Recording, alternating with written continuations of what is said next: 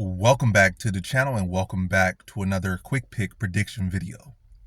In this video, I'll be predicting the light heavyweight bout between Alonzo Menifield versus Dustin Jacoby. And how I feel about this one right here is I'm going Dustin Jacoby, low confidence to beat Alonzo Menifield. I feel like Alonzo Menifield is making improvements and whatnot. He just one of those fighters that's still like, it's like even by the time he retires or this falls straight to being trash or whatever. You get a certain age and you just start declining. I think he'll never reach his peak.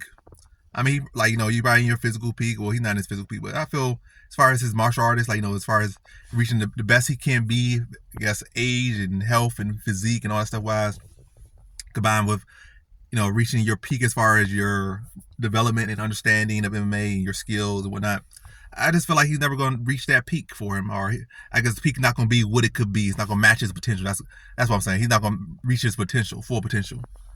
Because, late start, no real background, and it's not a super fast learner. Because some people come in late, and all of a sudden they just like, you only been fighting for like 2 years. How'd you get all this stuff? I'm just natural. I'm the natural like that. But yeah, I don't think that's going to be him. I think he's definitely making improvements. He always has the raw strength. He has the raw power. I know he's working on it as well and adding to it as well. But yeah, I'm going Dustin Jacoby here.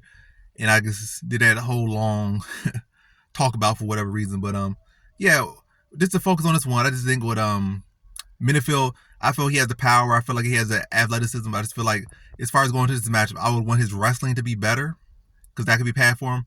His striking can be a little bit cleaner, a little bit more technical, and that's the path for him.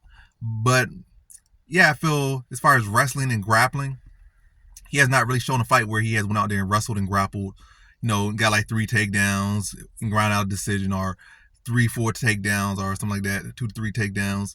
And grappling was like a heavy, big emphasis in his approach to winning the fight.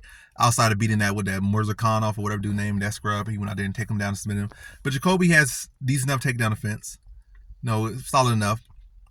And as far as Alonzo Menifield on his side, he has only got I think the most takedowns he's got in a fight was maybe like 2, 1. So he's not really a high rate takedown artist or a guy that really make that such a big part of his game.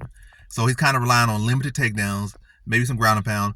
But I think really all his game, as far as his path to victory, I think all follows behind hurting Jacoby. So I feel like he could hurt Jacoby on the feet, then he can knock him out on the feet maybe. Or he can hurt him on the feet, then he can score takedowns, and maybe look for some ground and pound, and then catch him with a submission and a scramble. But I feel like all relies on hurting Jacoby, and Jacoby is the more decorated, the only decorated striker in this matchup right here.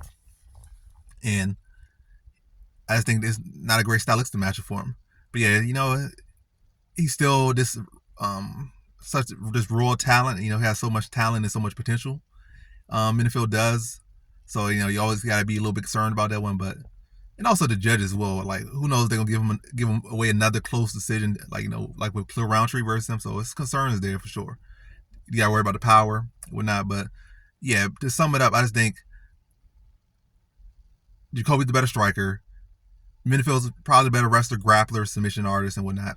But as far as actual stats and actual history, there's nothing really that points to him being able to do that over the course of 15 rounds, or really that's not a effective, not a clear pattern in his game or his history that he has done that. So I gotta lean Jacoby here, and I'm gonna say a decision victory for Dustin Jacoby. I think he's just gonna be able to address the rest. I think Menifield will be able to have his moments there, but again, he probably not gonna be able to commit to that extent that he needs to win, or probably won't commit to the extent that he needs to win.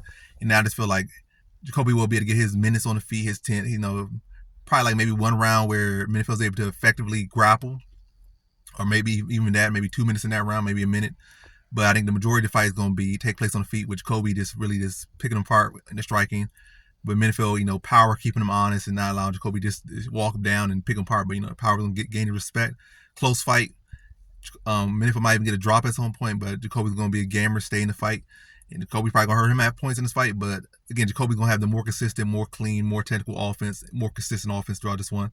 And I think he edges out a decision over Alonzo Menifield. So in this one, I have Dustin Jacoby via decision.